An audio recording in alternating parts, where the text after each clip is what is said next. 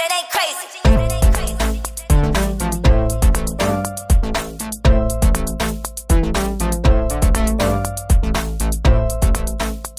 Good. All right.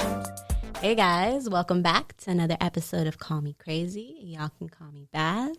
We're back in the building at Key Radio, and we are here with a special guest. What can we call you, Miss? Tatianna. I'm so excited. So for our longtime followers, you might have already heard Tatianna and her lovely voice and all the knowledge she brings. But just to give a background for anyone who is just tuning in, Tatianna, or Tat as I like to call her, is a wellness practitioner. You also got a certification in natural wellness at the Queen Afua University, which I definitely want you to talk about before we move on. And right now you're trying to get your nutrition certification, correct? Yeah. Okay, so cool. I'm in school Yeah. to be a registered holistic nutritionist. Mm-hmm. So I have one wellness certification already, and I'm actually looking to build on that and build on my experience a little bit. So Queen Afua, I'll touch on that. I love it. Queen Afua, she's an OG, super experienced in the wellness space, and she has her own university that really breaks down. She unpacks the history of a lot of, traditional practices, saging, crystals, essential oils. And for me, I was looking to bring my understanding full circle. There was a lot of things about wellness that I was interested in and I thought were like cool, maybe because they were trendy, but I wanted to fully understand their history and exactly where those rituals and traditions came from. So I decided to study it so that I could bring my understanding full circle. I found her program to be extremely effective. I graduated last year. Graduation was in LA. It was so dope, so fun. I love that. To link up with all the people that were mutually, interested in the same things that I was interested in. And now I'm continuing my education. I currently study at the Canadian School of Natural Nutrition, and I'm looking to get my registered holistic nutrition certificate. And you also have a little side business. Can we shout that out, please? Yeah, I have a side business as well. You guys can search it up, Plant House Company. House is spelled the German way, Haus.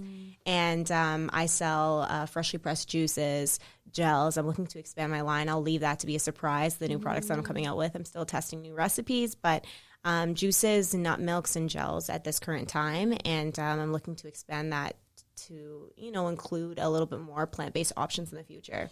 I love it. I'm here for it. So y'all heard that. She got that juice if you need it.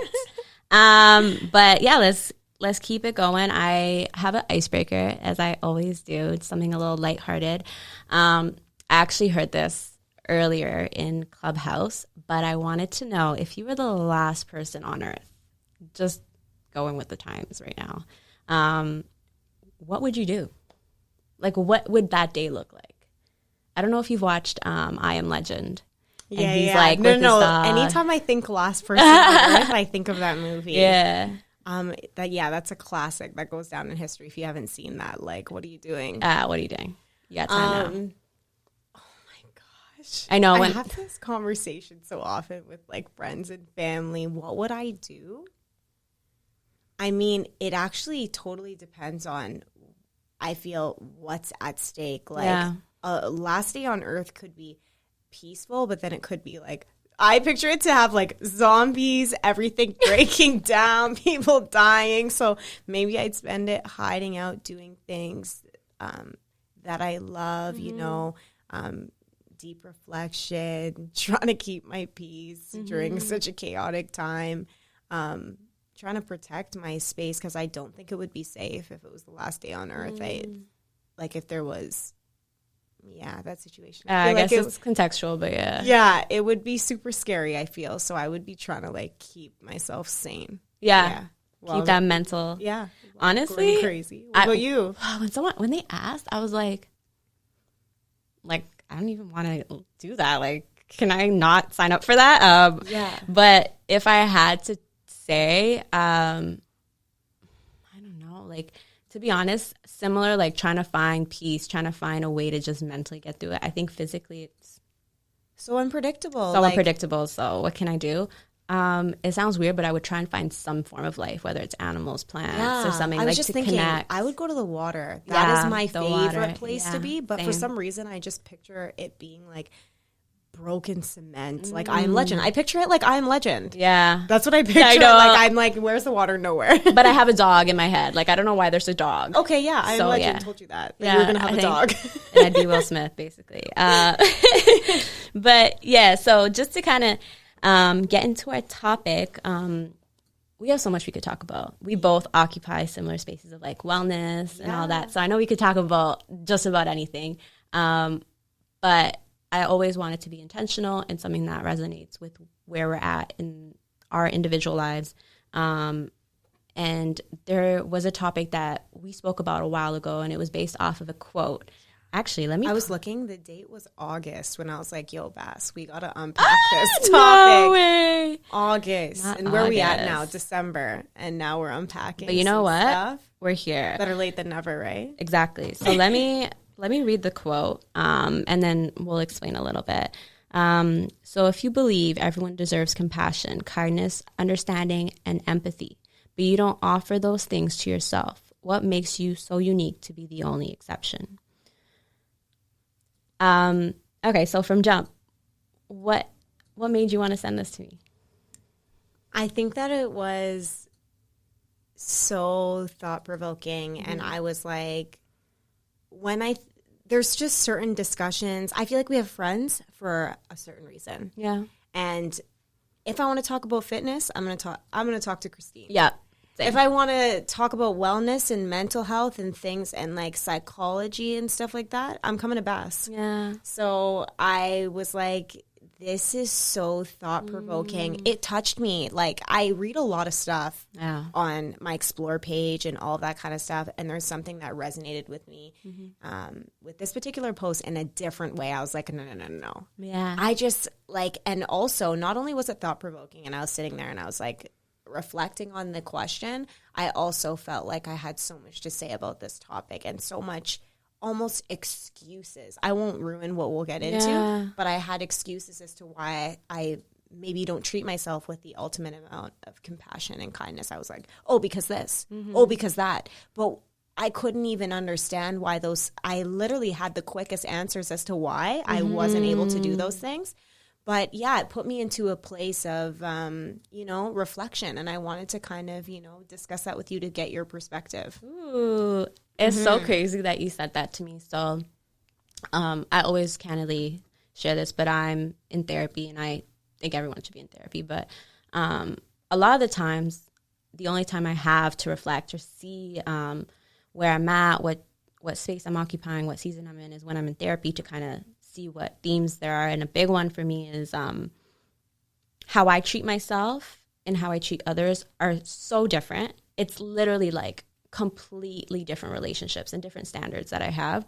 And my inner critic or self-saboteur or that negative voice in my head is probably one of the leading causes to a lot of my mental health struggles.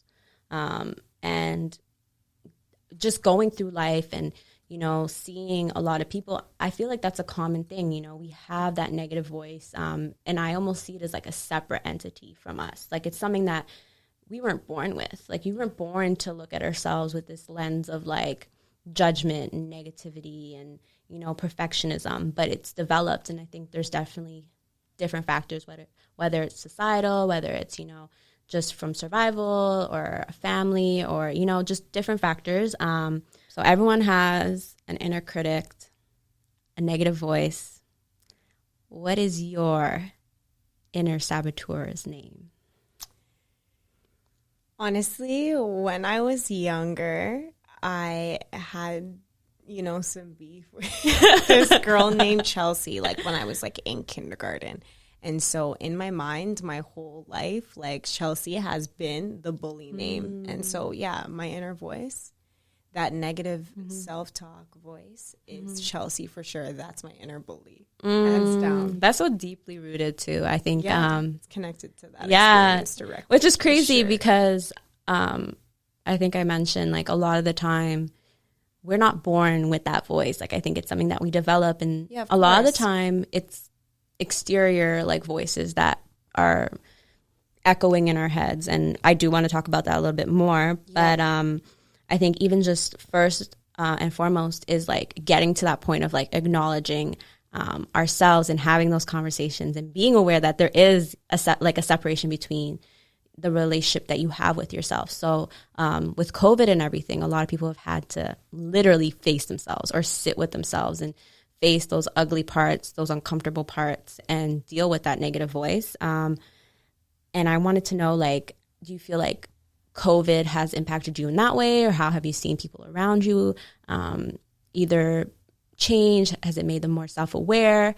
Because I've seen it, and I definitely want to know what your observations have been. Yeah, I think that for me, 100%, the people around me have become more self-aware. Mm-hmm. I think that COVID has improved almost everyone around me. I think that it's been, I know that there's definitely the flip side, and I don't want to act ignorant towards, the fact that a lot of people have been negatively impacted. Mm-hmm. But I think that what I've noticed around me is that my closest people have been able to overcome that adversity and really come out shining. And I think that that was really, admirable, because although it might have started out negative, once they were able to adjust to that change, that it's positively impacted them. They become more self-aware. They become more gentle, more kind, slowed down, less irritated, more intentional, more focused on things that they like. It's been really good for me to watch. But then also on the other hand, people are stressed, and I'm not ignoring that.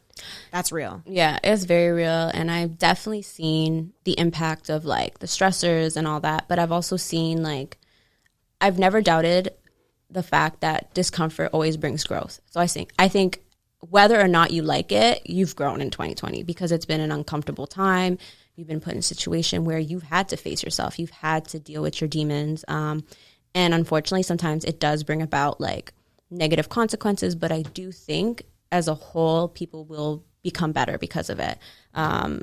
So I am aware that there will be negative impacts. Like a lot of people, their mental health disorders have come forward because of it, because of the stressors, or, a lot of people have been diagnosed with anxiety or depression or, more severe situations. So I'm completely mindful of that. And the biggest thing I hope that people take away from this whole COVID situation is self-awareness. I think that's something that our journeys kind of started a little bit earlier, and that took time to get to this point. And self-awareness is very much the beginning stage of healing, in my opinion. And you can agree. But what do you do once you are self-aware? Like, what's the next step? And that's something that I think we don't discuss enough. Mm-hmm.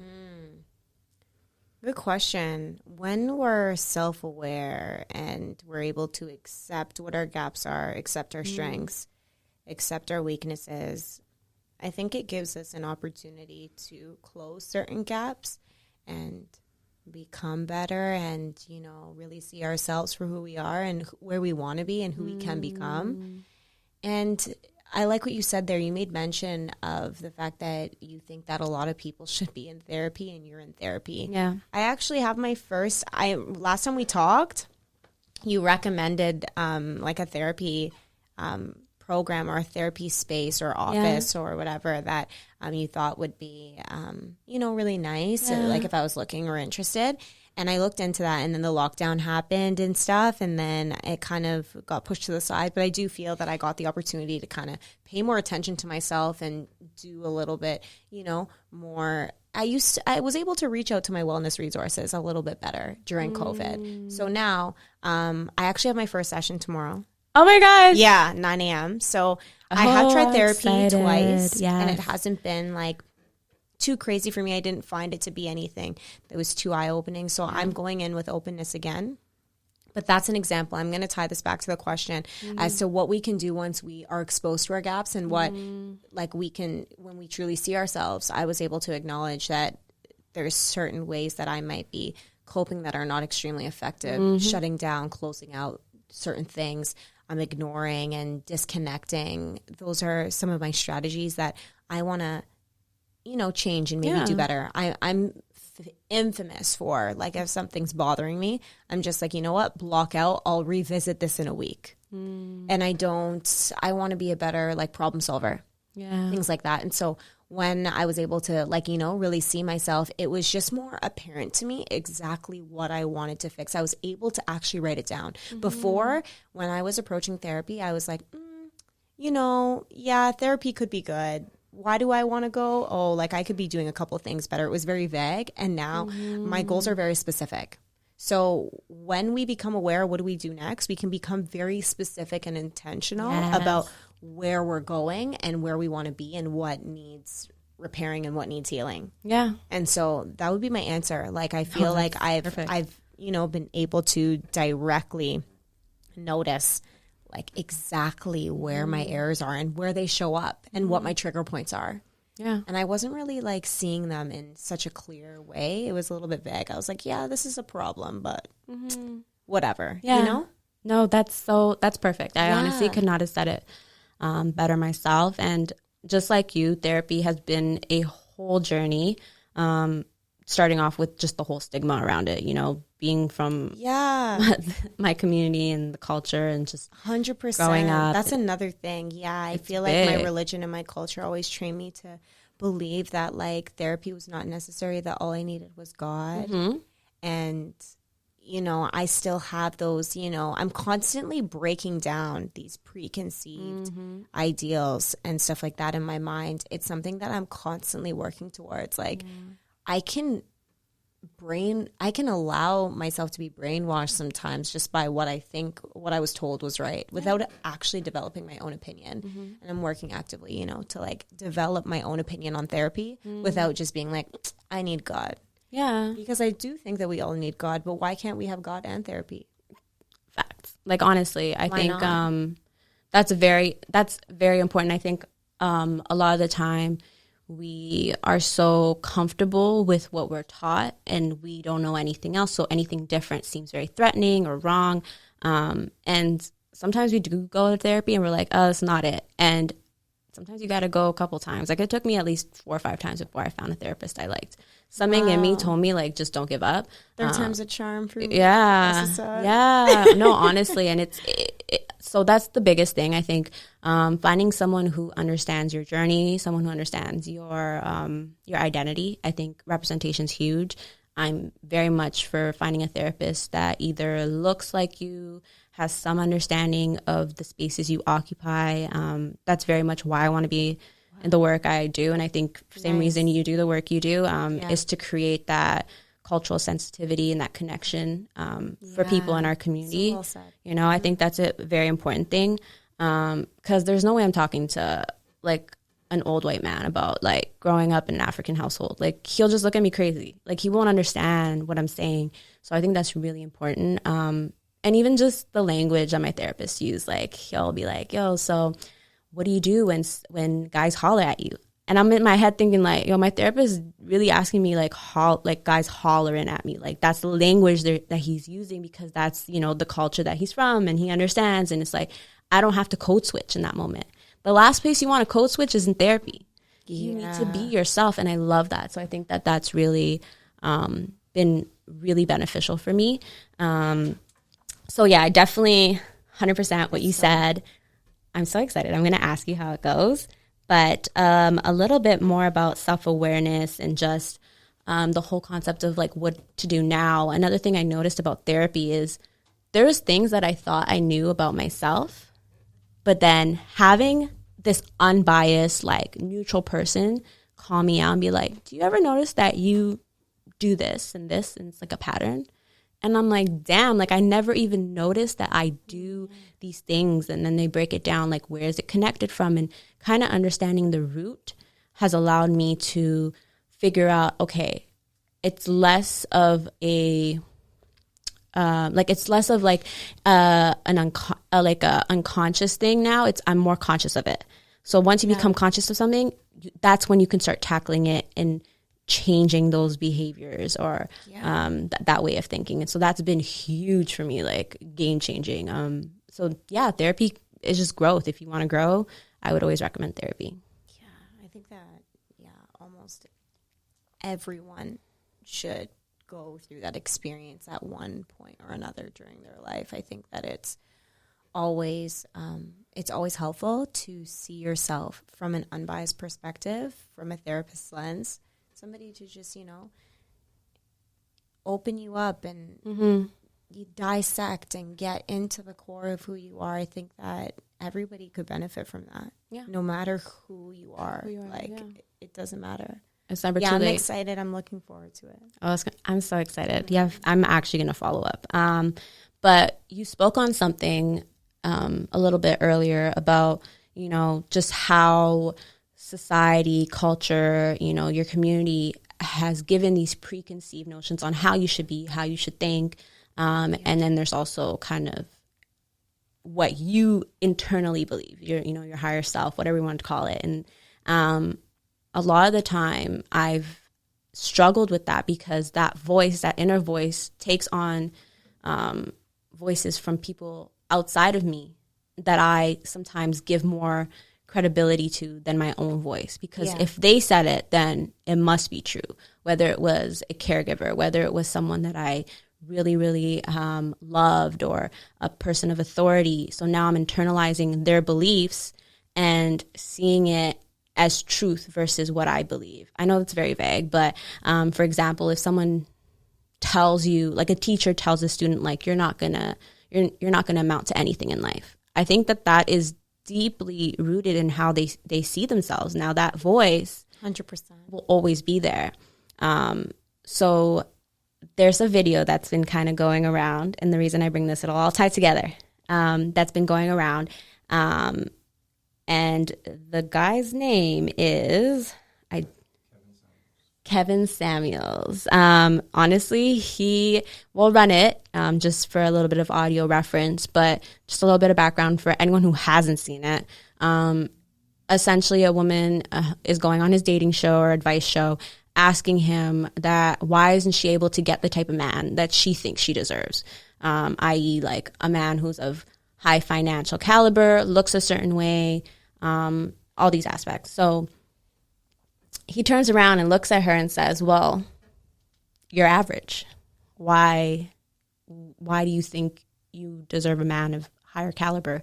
So I'll just let the video go, and then we'll talk about it a little bit. Yeah, is what I'm realizing. And ma'am, and that's my point.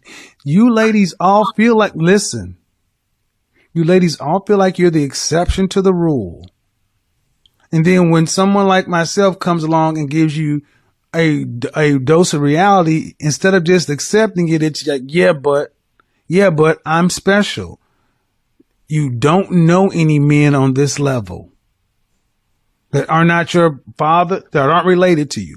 That means you don't know these men. You don't know where to go get them. You don't know what they want, but you're still saying, pick me. They don't want mid-30-year-old baby mamas. I'm trying to be polite, man, but they don't want those. Can I ask you a question? Did you hear what I said? Yes.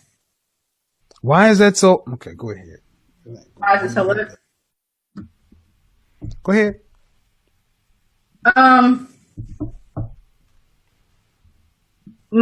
From my point of view, I feel like I get what you're saying. They do have better options, but also those better options are younger girls. Those younger girls don't necessarily 20-year-olds are not necessarily attracted to 45-year-olds. Bullshit. I'm 51 and I can't beat them off with a stick. That's another one of you lies. No, younger women are attracted to older men. What are you talking about? So can you see me? Yes, I can. Okay. So do you feel like a woman like me? Uh-huh. What would you rank yourself on a scale from 1 to 10? You cannot use 7. Would I rate myself? Just your face. My face, when I wake up, 5, but when I put myself together, 6. Okay. And how tall are you? 5'5". Dress size. I'm sorry? Your dress size. A 3. Okay. So that makes you, if you give yourself a 5, that's average. Yes. So average looking women tend not to get high earning men. They tend to get average men. So, Did you, I mean, stop. Oh my gosh. So someone needs to come get their uncle because he is, honestly, when I first heard this video, I was dying of laughter. But part of me has heard this narrative before, you know, from society or from people, from men, you know, even from my dad in some form or some way, or from guys I've been with in terms of like what I should expect and what I deserve and, you know, what role or what spaces I can occupy based off of literal like superficial standards. But that's so hard to not think about. And I don't know. I'm lost for words. So I just want to hear what you think. I know this is like the first time you heard like the full clip. Yeah. Yeah. Honestly, I know. hey, Chelsea told me the same thing. Chelsea told me that like, yeah, average people get average people, and like, Yeah. people of high class belong together, and like, yeah, like, and when I say Chelsea, that's like the bully I referenced before, if you guys were listening before. But I'm kind of lost for words. I'm kind of taken back. Like, I do feel like he makes a valid point that my dad would probably say. Like, my dad would probably tell me, like, you know, that when you become a lawyer and you're this perfect, you're going to attract a person that's your reflection. And he says it in a way that, like, when we're healed, like healed people, you know, heal people, and broken people break people. And I do feel that we attract our reflection. But I feel like he says it in this toxic way that makes me not want to agree with him. Yeah. Like, he says it in a way that seems so negative, but I do think that it can be flipped in a really positive way, that when we're healed and when we're strong, and we attract people that are of that caliber. And I do believe that. So I want to kind of say, yes, he makes a valid point, whether it be positive or negative. I think that toxic people attract toxic people. And I think that average people attract average people. Yeah. That's true. What do you think? Like, you know, I feel like he said it in a toxic way that it made me not want to agree with him. But, like, I also feel like, yeah, this is facts. Part of me, I feel like we attract our reflection. 100%, we attract our reflection. 100%, like, it's crazy, but, like, what he's saying is facts in terms of, like, how society sees things. His voice is very much the echo of, like, what we see in social media, what we see just in media and music, everything, right? Just that whole idea of, like, this is the space you occupy, and these are the reasons why you occupy it, because your body looks like this, because this is your race, because this is the amount of money you make, this is the amount of kids you have at this age, this is the job you have. Like, literally, as harsh as it comes, like, that is what society has told us for so many years. Nowhere did he ask her, like, are you a good mom?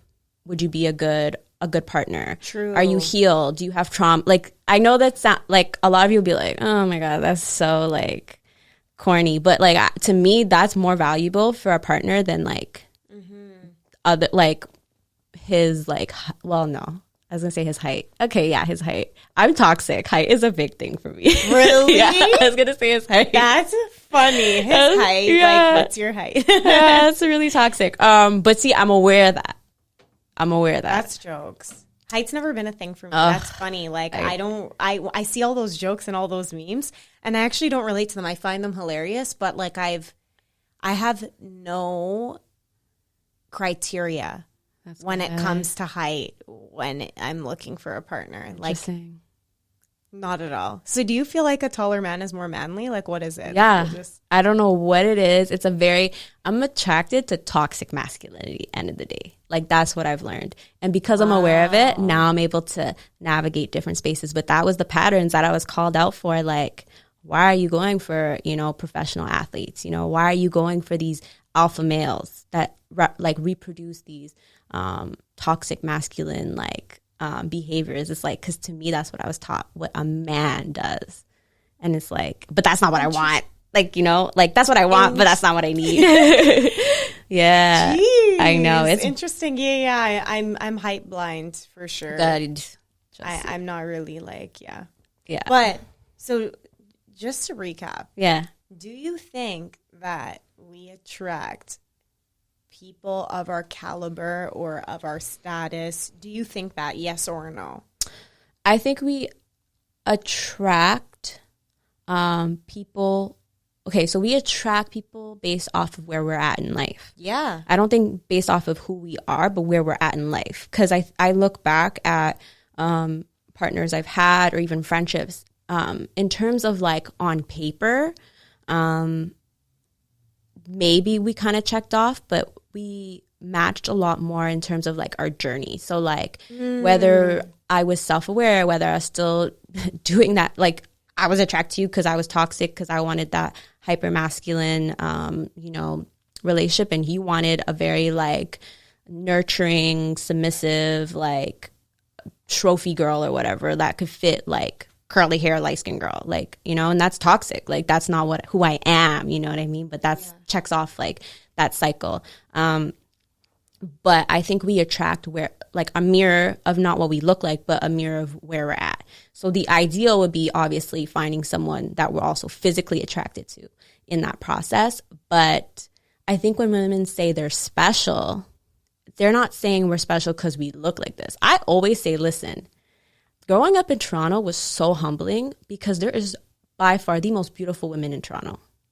By far. There is no way. Yo, trust me. So being another pretty girl or another girl who looks exotic. Honestly, ain't that the truth? Ain't that the truth? You know what I mean? Learned quick that like having a pretty face doesn't really do justice, because you're in a pool with so many other beautiful pretty women. So what are you bringing to the table? Like you're just a number still. Yeah, you literally, and your looks aren't, and it was really saying too much. So and I think that's kind of an advantage for us, because that was never what I prided myself on. You know what I mean? Like looking exotic, being that exotic girl, or being the curly hair, light skin girl is like, so are majority of my friends. Not because I choose that, because that's just Toronto's melting pot, you know what I mean? Like straight up, and it's not, and I love it. I think Toronto has beautiful women, but I also think that made me focus on substance, like what makes me special beyond what I look like. And unfortunately, I think when women say, "Oh, I'm special," they're thinking like, "Oh, my body, like I got a fat ass, I have," very superficial, or like, what can I do like sexually to keep a man? And it's like, I know I have the same reaction, literally same reaction, but it's like, end of the day, that to me is, I don't really believe that that's what that woman thinks. I think that that's what society has taught her to. It has value. Yeah, it has value. That's the only value she can bring to the table. Yeah. Even yesterday I was talking, there was a picture of a girl on Clubhouse, and beautiful, beautiful woman. But the picture she was using was like a picture of her body and just like her ass out, her boobs. And I'm like, you don't need to do all that. Like, you're a beautiful woman. You actually don't need to do all that. But to her, that's what society values. So I'm going to show my body, which to me, like, show your body, but like not because that's what you think is the only valuable thing you bring to the table. I bring this, but I also bring all this, so that kind of, to tie it back into our conversation, I think we are taught to internalize societal beliefs and internalize that as our own. For so long, I might have compared myself to other women, because that's what I was told to do. Because I literally have heard men compare other women. You know what I mean? Like, she's bad, but she's also like, she's a 9 or she's a 10. Like, he literally asked her to rate herself on a scale, on a physical scale. And he said, don't say a 7. So, he meant by that, which is crazy. But that's kind of what we're internalized. So now that voice, Chelsea. There's something about 7 that's so safe. Yeah, what do you think he meant by that? It's a safe number, huh? I think it's safe because like I feel humble. like it's a humble, safe, like I'm not 6. It's like, okay, it's like getting a 70% on a test. It's like, I'm okay. I'm okay. I'm going to be okay. I didn't do good on the test. I didn't do super bad on the test. I did okay. Just leave it at that. And like, that's like a humble, I feel like he took out that number because I just feel like 7 is pivotal. Like yeah, if you say that you're an 8, you're reaching. You're saying, I'm great. I'm elite. I'm an A. I'm an A. That's an 80%. Like, I'm an A. I'm in the top tier. Yeah. Huh. Yeah. From a man's perspective, yeah. You know, I'm top tier. I belong. Like, I'm the upper class. Yeah. You're the 3%. You know what's crazy? Yeah. There was a chat. Honestly, quarantine narrows the amount of things that take up your day. So I'm gonna be talking about the same things over and over again. So I was in Clubhouse, and there was a room. I think it was like why 10s deserve any man they want, or something like that. And it was basically a bunch of beautiful women in the chat, and like these guys trying to tell them why they were not 10s. And they were like laughing at these guys, like literally rating these guys. That's jokes. I want to get more into Clubhouse. Oh my gosh. I have it, but I'm just not. You know when you have an app on your phone, but you're just not hooked yet? Like, Yeah. yeah, I'm not hooked yet. Yeah. Honestly, it's just, I got time right now. So I don't know how I feel about it. But yeah, it was just very much like, I was looking at these women and I was like, yo, y'all are beautiful, beautiful women. But it really came down to like what they look like. And I was just like, yeah, like I don't want to exist in that world. Like it's crazy. And I'm here looking at my display picture. I'm like, oh my gosh, I just changed my display picture. Like, is this too like professional looking? Like it's now I'm internalizing this. Like, what does a 10 look like? What does a 9 look like? Like, oh my gosh, you know, and now you're comparing yourself. And literally a man said, I think only this girl is a 10, the rest of you aren't. Like that comparisons of women, putting women against each other. Toxic. Whew, so toxic. Yeah. And to be honest, end of the day, yeah, it's cute, it's fun on these social media apps, but like when you're in your head and you're going through a low and you're depressed, that conversation is going to be playing in your head. Yeah, facts. It reminds me of a conversation. This conversation is very similar to a conversation that was held on Red Table Talk. Jada Pickett was just referencing how women are so mean to each other. And I think that these conversations are actually generating almost like inner resentment and competition and all of these feelings within women that it's so, so toxic for women to have to cope with and to have to internalize and manage, because it's one thing to internalize that thought and have it play in your head, but it's all about how you respond to it. And by planting those seeds in in women's minds, it's hard to manage those thoughts and actually not make them personal. Yeah. And to disconnect yourself and be like, this doesn't matter. It's hard to be like, this doesn't matter. This is not relevant information. It's very hard to not actually consider that conversation relevant, significant, and true. Yeah. You know, that's a whole thought process on its own. Even if you're like not thinking about it one day, it'll come up on your, like in your subconscious, and you know, it shows up naturally. And the way that you cope with that is everything, because managing those thoughts are difficult. People underestimate like how impactful, like a guy can tell a woman like, oh, like your ass looks small in those jeans. Yeah. And she'll be thinking about that for a week. Like, should I get a BBL?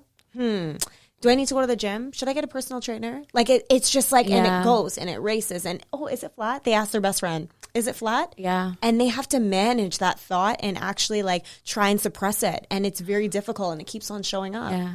People don't, I don't think people recognize that.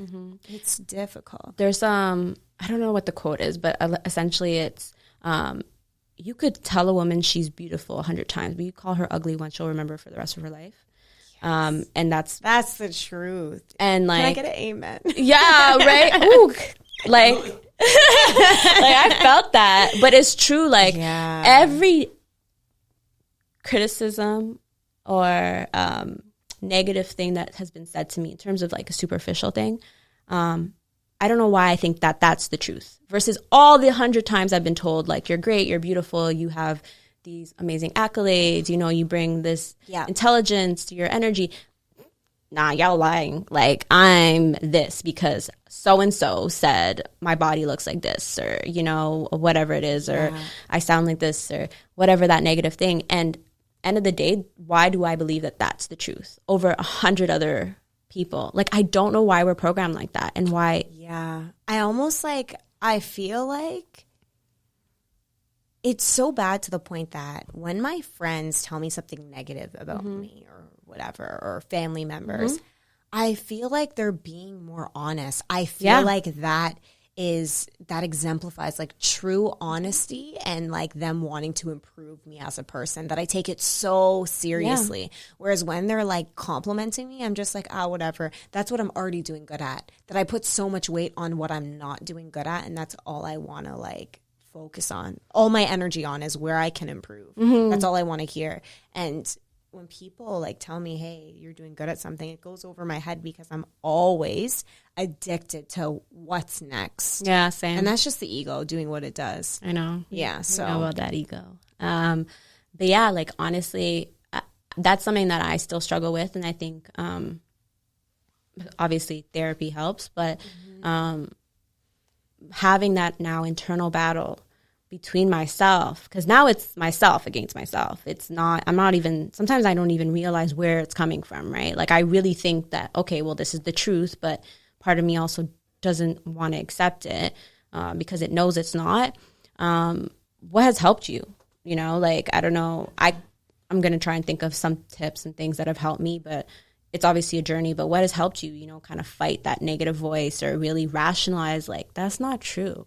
Like, not everything that is I think I'm looking it up because I do remember learning this in school, but I'm pretty sure it's called the negativity bias.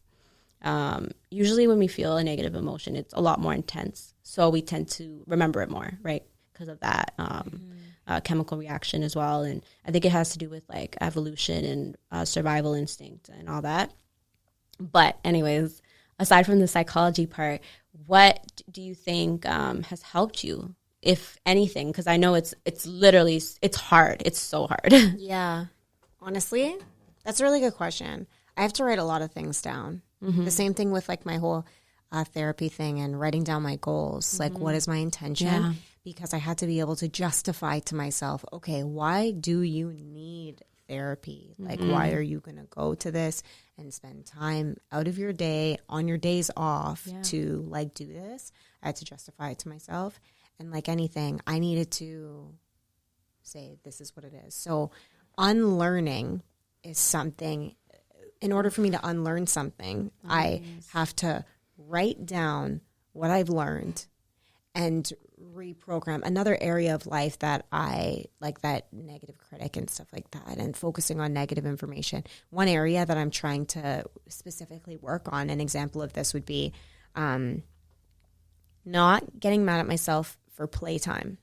So activating that inner child and stuff like that. And we've referenced that in a discussion before. Oh, it always goes back to the inner child. Yeah. So I'll be sitting down playing my Nintendo Switch, and then I'll dash it and be like, okay, I didn't do enough homework today. I don't deserve to play my Switch. Yeah. So I go through these moments, or like I'll be like going to book a vacation. I'll be like, I want to go to Jamaica. And I'll be like, I don't deserve to go to Jamaica because I haven't been like, I'm behind on studying. So what I've been trying to unlearn is just writing down affirmations, being like, I'm still deserving of playtime. I still deserve rest. I had to tell myself that because that's crazy. I actually don't think I deserve to rest because I don't feel I've worked hard enough. I feel that people who have worked hard deserve to rest. And so I have to, you know, reprogram my mind to understand that rest is important to being productive. It's a key component. Yeah. 100%. So I have to write down on paper, like, rest is important to my productivity. Playtime is important to my mental health. Yeah. And so writing down those things have been like so impactful, but also, you know, it takes a while to recognize that what you're telling yourself is wrong. Yeah. That awareness is the hardest part. Yeah. Writing down and dealing with it, I feel like, is the easiest part, because when we see it as wrong and we're able to accept it, then we can do something about it. But I just feel like for me to be able to tell myself, okay, it's okay for me to play my Nintendo Switch for 30 minutes. Yeah. Like, that in itself is difficult because, like, I think in a certain way. Yeah. I feel like, you know, people who go on vacation, I feel like I need to be doing everything perfectly before I go on vacation. I don't know what it is. Like, That's interesting. yeah. That's a common thing. I don't know if it's just how we're brought up, if it has to do with like, I don't know. But I 100% like, my dad literally has taught me like to be successful, you have to suffer. Like that is literally a narrative that I have in my head. It's it's the way Suffer I see now and then you play later. Like, or, you know, save all your money now. Don't buy nice clothes. Don't go on vacation or whatever so you can buy a house later. Yeah, very much. That I'm not deserving of anything fun because I haven't bought a house yet or I haven't done this There's yet. no idea of balance or, you know, celebrating wins. You know, I think that and I've had to realize like that's not serving me. And sometimes unlearning is harder than learning, which sounds kind of weird, but it sounds sometimes real. because you're literally fighting against what you subconsciously and intuitively like have been doing for so long. So now you have to create new habits, but old habits die hard for a reason, you know. Yeah. It takes you know a what while. they say? You can't teach an old dog new tricks. And that's the truth. I feel like It's true.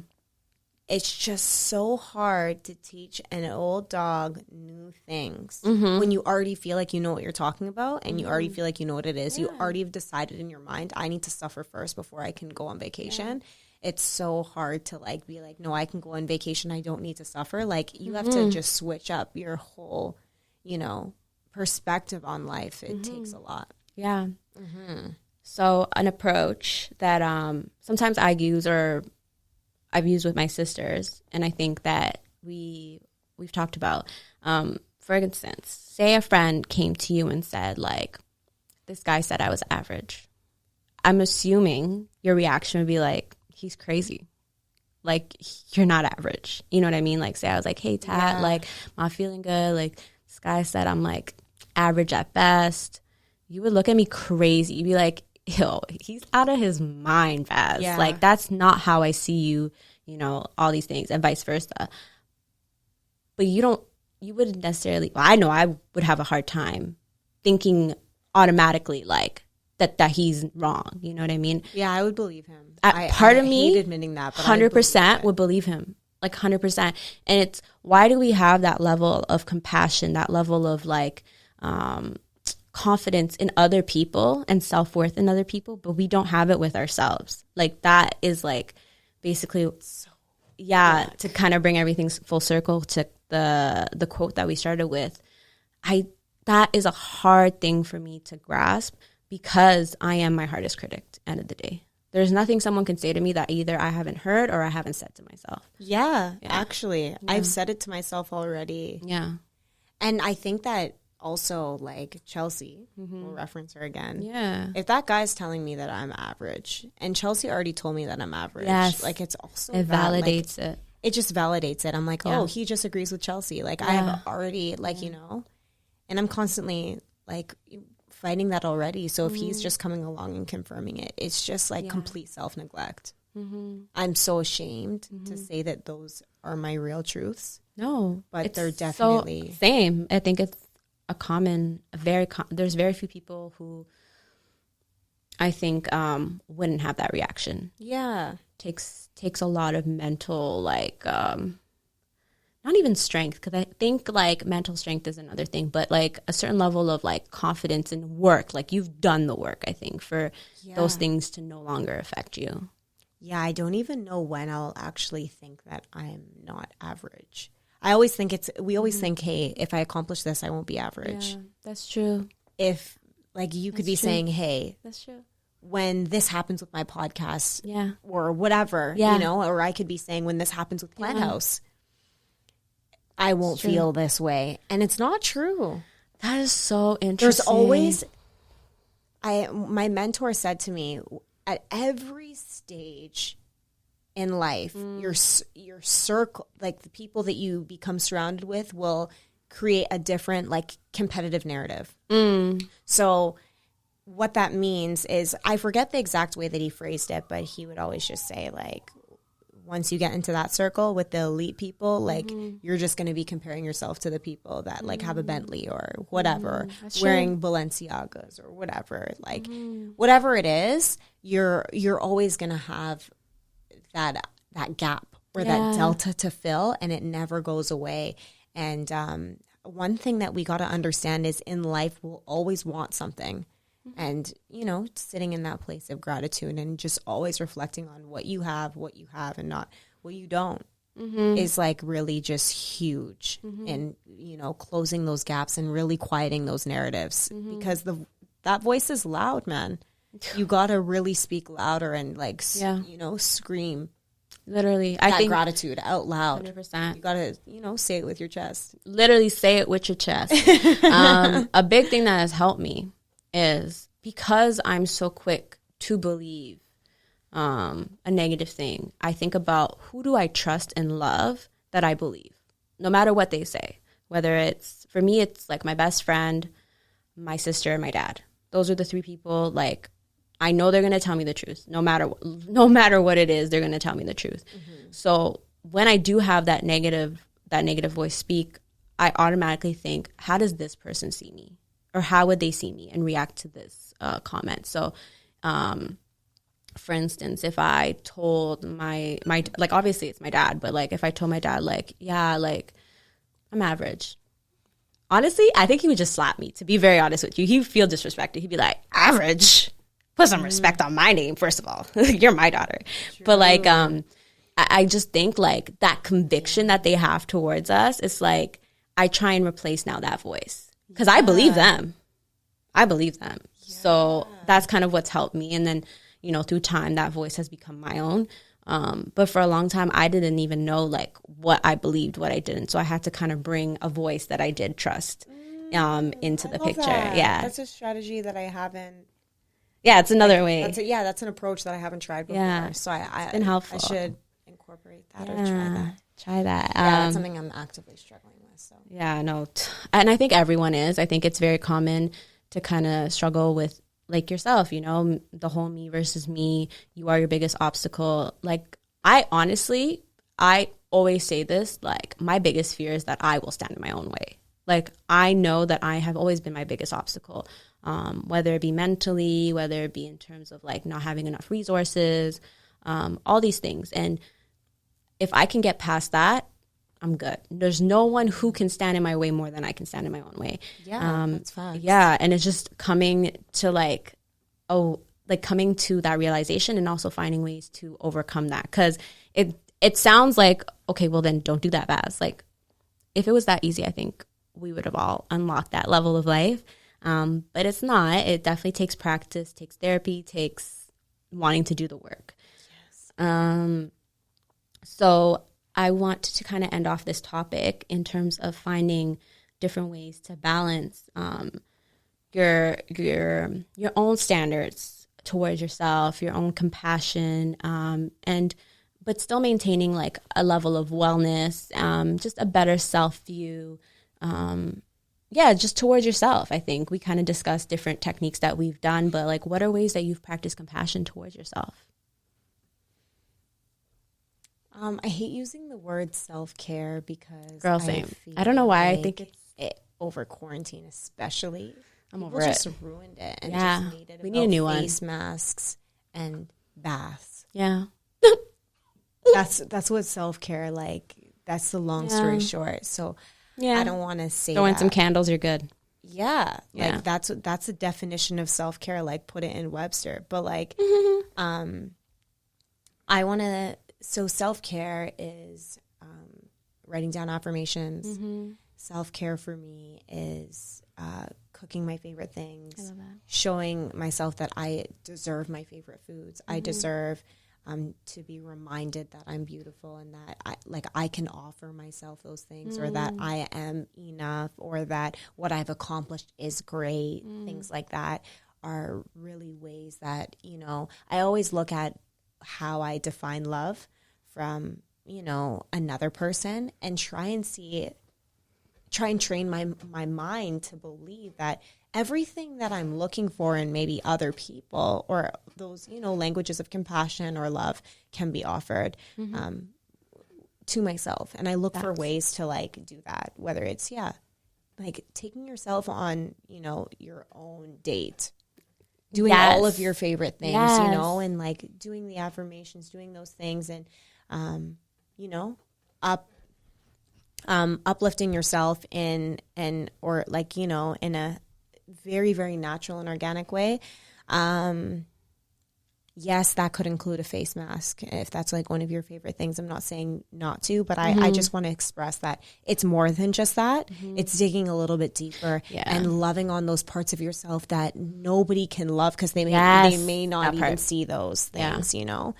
So it's the unlearning, it's the unpacking, it's the journaling, it's the reading and, you know, discovering and stuff like that. Like those are really good ways to show compassion, but also, you know, setting goals. Yeah. There's nothing wrong with goals. Love goals. You know, like that's how you can meet standards, but you can also show yourself compassion and just constantly, you know, working towards goals, showing yourself compassion and having a good schedule and a routine that focuses on both equally. Not that you have to be so focused on your goals in order to deserve compassion, but rather that you can love on yourself daily and be working on your goals daily. They're both equally as important. So just changing that narrative. That's really how I kind of find balance, is making them equally as important in my mind. That's where it starts. No, I love that.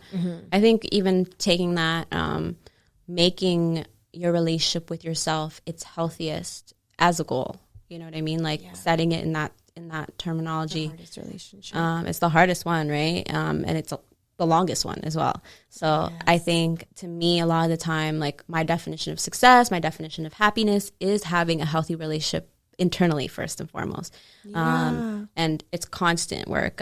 I love the idea of like how you expect to be loved. You should love yourself in that way. Yeah. I've been buying myself flowers all the time. Oh, I do that. I love it. I do that. It's so empowering when you realize that you don't need to wait on somebody to treat you in that way. It's so empowering. You're like, whoa. Wait, what? It's really, and it's small. Like, I don't know if it might not resonate with you, but there might be something else. But like even getting your nails done, or but sometimes compassion can also look like you're literally bawling your eyes out and you're also pulling yourself together and telling yourself like, nah, you that bitch, Bass. Like, you gonna be okay.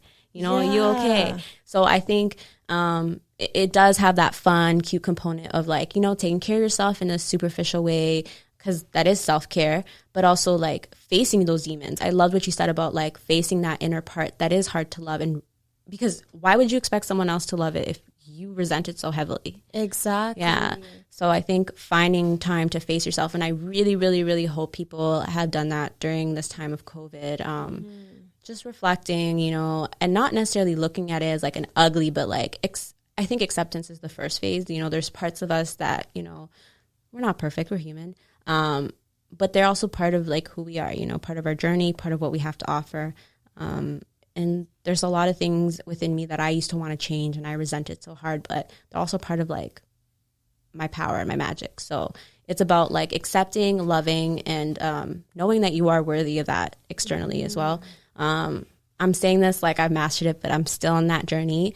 But I really appreciate you sharing your input and your journey with We're us. All students. I know, I appreciate always you sharing yours, you know. And it's true, like I talk about these things and I know like the things that I've, you know, done to, you know, overcome adversity and overcome these struggles, but I'm still learning so much.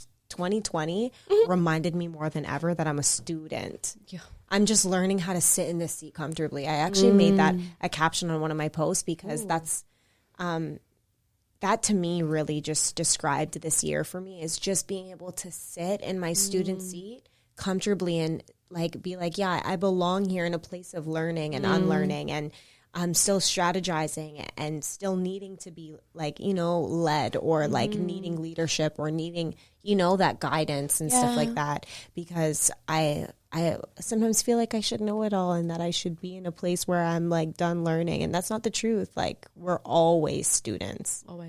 Always. I think forever I'll be a student. So to kind of end off on a high note, I don't know if you remember, but we like to end with a small joy. What has brought you happiness in the last week? Could be last month. Just a small thing. My birthday. Oh my God, yes. Happy belated. Holy shoot. Yeah, my birthday. It was like it was different, you know, COVID. Yeah. But I ate foods that I liked. I was heavy on the self-care, heavy on the self-love, heavy on the like doing everything that I liked, not feeling guilty for anything. So that's something, it was really about me being able to celebrate me. Yes. And I wasn't in a position to ask everybody to celebrate me and come to my party and celebrate me. It gave me the opportunity for me to actually figure out ways to celebrate myself with myself.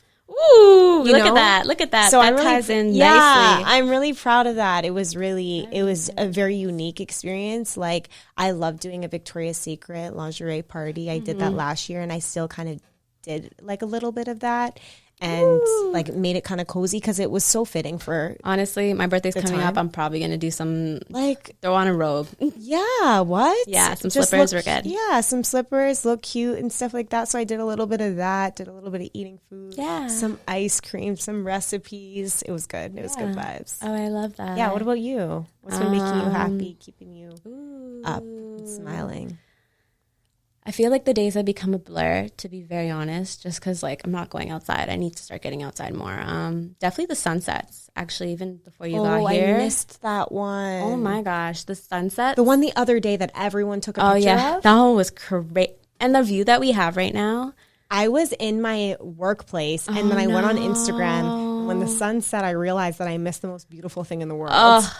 Sometimes I'm just pissed. Like, do we deserve this? Yeah, are we worthy of this? Is this God telling us, like, you're coming out of this somehow? Like, it's just so beautiful. And I just sit there and I'm like, damn, like, God did that. Like, that's crazy. I don't know why. I could see one today and then I could see one tomorrow and still be amazed. And I've been very grateful just for the view that I have, you know, being able to move out and all that. But that's very much, I don't know, there's a level of gratitude I have every time I see it. Nice. I don't know. It's probably deeply intertwined with something. I don't know what. We'll figure it out. But yeah, the sunsets, definitely. Nice. Yeah. And sunrises too. I love that. I've been having a deep love affair with the sun lately. Like, it's been crazy. Yeah.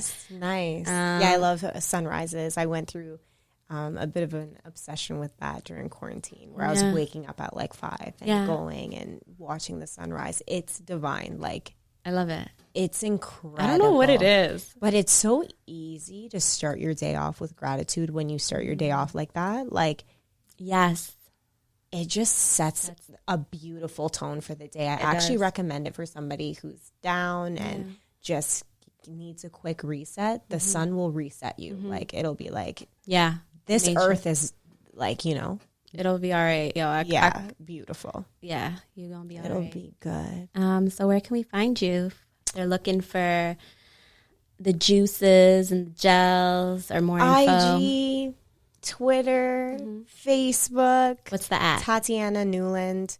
My name is spelled with 2 N's and an I, no Y. I'll put it in the description. Yeah, thanks, Bass. You always got it. I got you, girl. Yeah, and then Plant House, like I said, Plant House is spelled the German way. That's my plant-based juice company. Available on all platforms. I love it. Thank you so much. I actually have to come pick up some juices. I was literally thinking, I was like, you live up the street now. Like, I have no excuse. Like, I'm doing an order. Yeah. Load you up. I know. I'm excited. And y'all can find us at Call Me Crazy Pod. You can find me at Be For Real. Tune in on Sundays and Tuesdays on Key Radio. And we will see y'all next week. Thanks for tuning in. Peace. Bye.